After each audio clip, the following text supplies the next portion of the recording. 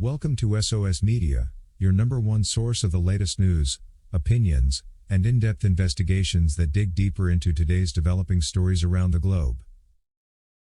I would like all of us to appreciate the fact that blackmail is a form of extortion in which one person threatens to reveal embarrassing, disgraceful or damaging information about another person unless a demand or request is met.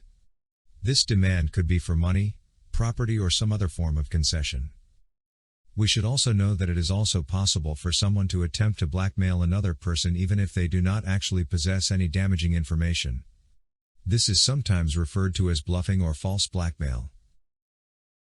In such cases, the person engaging in the blackmail may be hoping to exploit the fear or vulnerability of the target, hoping that they will comply with the demands out of fear of potential consequences.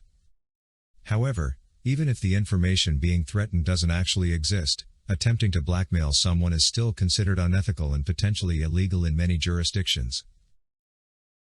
Blackmail is illegal in most jurisdictions because it involves coercion, manipulation and the violation of a person's privacy and dignity. It is considered a serious offense and can result in criminal charges and penalties for the person engaging in the act. We should also appreciate the fact that an extortionist is a person who engages in the act of extortion. Extortion involves obtaining something such as money, property or services through force, threats or intimidation. This could involve threats of physical harm, damage to reputation, disclosure of sensitive information or other forms of coercion.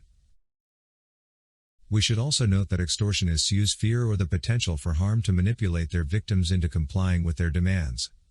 They may target individuals, businesses or organizations with the intention of gaining something of value in exchange for not carrying out the threatened action.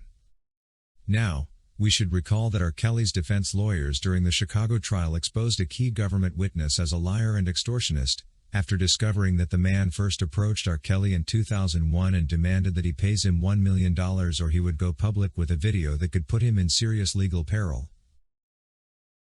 Those assertions came during 7 hours of often intense cross-examination of Charles Freeman, a former merchandising agent for R. Kelly who then testified that it was R. Kelly who first approached him, eventually offering Freeman $1 million to recover a VHS tape featuring R. Kelly.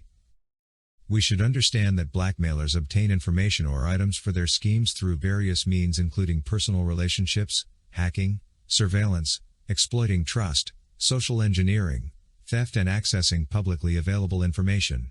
It's therefore very important for individuals to be vigilant about their privacy. The fact whether Freeman was asked by R. Kelly about the tape or if he brought it up to his attention doesn't change the argument. The maiden question of how and why Freeman had knowledge about the tape's whereabouts remains suggestive of foul play. It's quite possible that Freeman enjoyed a lot of freedom and trust as R. Kelly's merchandising manager to have access to both his personal information and even other sensitive material. Your entire relationship with R. Kelly cantered around stealing from him and lying to him, lead R. Kelly attorney Jennifer Bonjean, while raising her voice, told Freeman. "You were part of a shakedown scheme, right?" "No, I am not a thief," Freeman shot back at Bonjean. Federal prosecutors charged R. Kelly with production of illegal child material based in part on that recording, which they said showed him involved with a 14-year-old. He and his co-defendant Daryl McDavid were then also accused of successfully rigging R. Kelly's 2008 trial by threatening witnesses and concealing video evidence. Freeman's testimony at this trial helped buttress prosecutors' claims that both R. Kelly and McDavid knew that videos that R. Kelly had lost track of in the early 2000s were incriminating, and could lead to his conviction in the 2008 trial. McDavid's lawyer, Beau Brindley, had started the cross-examination of Freeman that Wednesday by pacing, waving grand jury transcripts at Freeman and several times telling the then 52-year-old to be quiet and listen to his questions, as he sought to expose the loopholes in Freeman's credibility. "How many times have you told lies about videotapes connected to Robert Kelly?" Brindley asked, using R. Kelly's full first name. "It's multiple times, right?" Surprisingly, Freeman agreed it was. Freeman, who is testifying under an immunity agreement, also agreed when Brindley asked if it was difficult to trust a person who lies and who will cheat and steal to get money. Testifying under immunity refers to a situation where a witness provides testimony in a legal proceeding such as a trial or investigation, with the assurance that their statements cannot be used against them in a subsequent criminal prosecution. This protection is known as testimonial immunity and is granted by the prosecution or a court. Granting immunity to a witness can be a valuable tool for prosecutors in obtaining important information in criminal cases, especially when a witness might otherwise be reluctant to testify due to fear of self-incrimination. In this case, however, one can still notice that Freeman talked his heart out with information that was also very helpful to R. Kelly's defense team, information which I believe he wouldn't have said if he wasn't under immunity protection. Providing immunity to a witness can sometimes work against prosecutors. It may lead to limited protection, potential for false testimony, public skepticism, jury doubts, credibility issues, and impact on plea negotiations.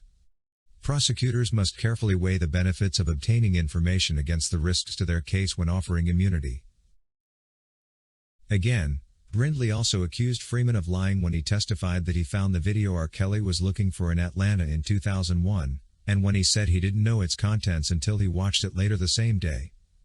Brindley suggested Freeman never actually went to Atlanta and that he already possessed a potentially compromising video of R. Kelly, using it to extort money from him. Freeman, however, said that money wasn't his only motivation for agreeing to hunt down the video, insisting he also wanted to help his friend R. Kelly, whom he had known since around 1990. Freeman conceded that he kept copies of videos for nearly 20 years, not until a lawyer warned him in 2019 that police were poised to arrest him for possession of illegal child material, and that is when he finally turned them over to law enforcement, he testified. After Freeman smiled as Brindley questioned him about holding on to the material for so long, Brindley asked whether that was funny or whether he having a good time. Interestingly, Freeman responded with, "Yes, I am."